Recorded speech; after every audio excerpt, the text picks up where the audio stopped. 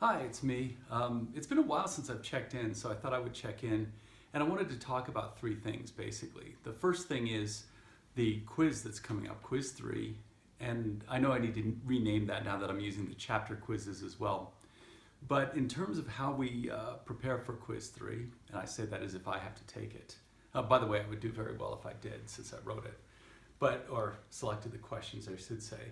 But anyway, Quiz 3, to prepare for it, I would look at the following. I would obviously look at the back of the text and the questions and information in the back of the text, or the back of each chapter.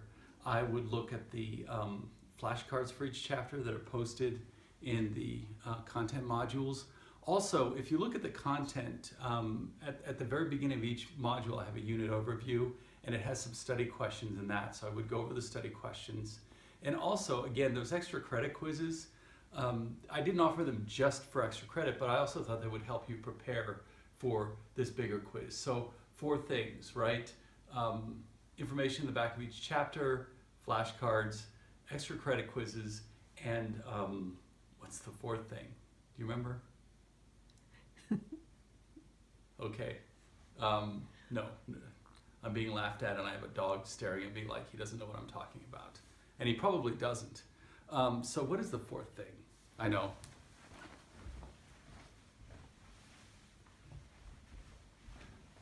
When in doubt, use a puppy. The 4th thing is the questions at the end of my unit overview.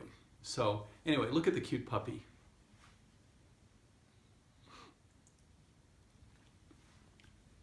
Yes, that's Loki. I think you met Loki earlier. So, what else?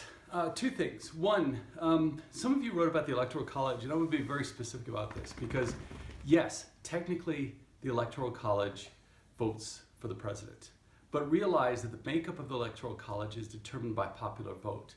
So, for example, when you go to vote in the presidential election, you're not voting directly for the president, but what you're doing is voting for electors who are pledged to the president.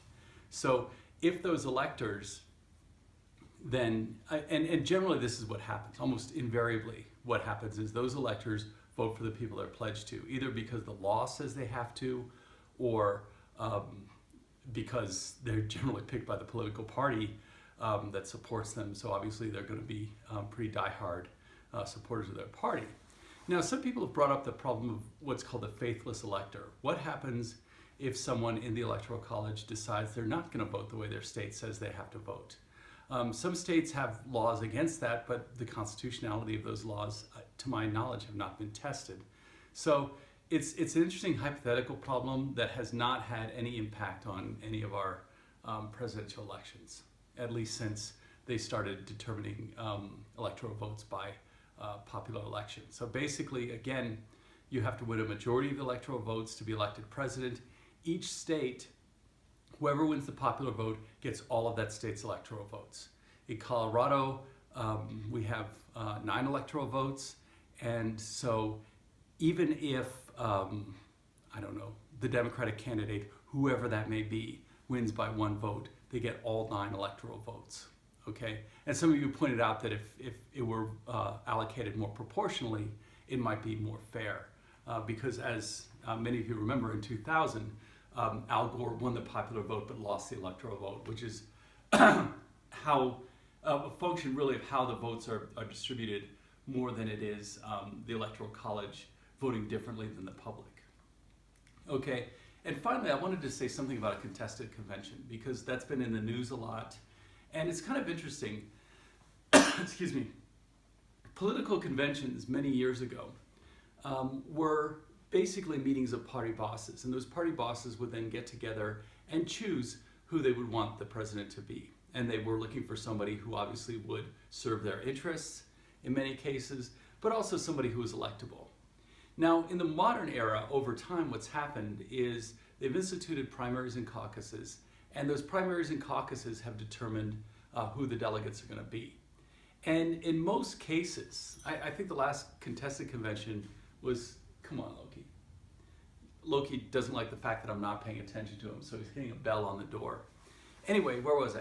Okay, so in the modern era, almost every time, the person who has been ahead has won enough primaries and caucuses that they've gone into the convention with a majority of the delegates.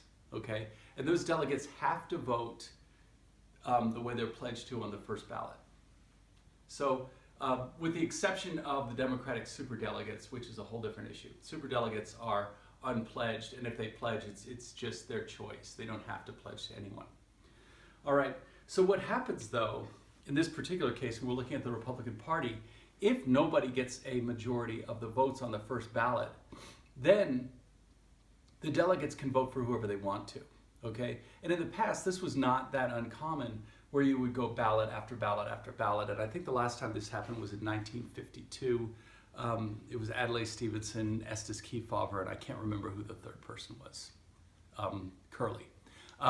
Anyway, and Adlai Stevenson ended up winning after a number of different ballots. And it gets pretty interesting because sometimes, you know, a lot of times the leader on the first ballot doesn't end up winning, and sometimes a third person would come in on the fourth or fifth ballot or whatever, and they would start to gain popularity. If memory serves me right, and I was in high school at the time, this would have been, I think the last person that I can remember was Garfield, not the cat, but the president, in the 1880s, 70s, I don't know. Anyway, I think he came in on a later ballot and ended up winning. So hypothetically, after the first ballot, the delegates can vote as they choose. Now, a brokered convention usually happens when party bosses control votes and they trade votes to candidates in return for promises. It's not going to work like that in this case, because these delegates are not pledged or not really beholden to any candidate. They're voted for because they're pledged to the candidate, but they don't really own the delegates. You know, Trump could get up and tell his delegates to vote a certain way, and it's really up to them. And, you know, he doesn't have any control over them any more than Rubio or Kasich or Cruz or Carson or Fiorina, or I don't know if Carson or Fiorina got any delegates, but you understand how that works.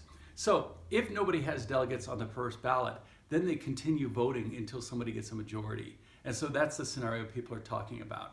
So it is possible that if the Republicans go in without anyone having a majority of the delegates, that we could see multiple ballots before they figure out who the nominee is.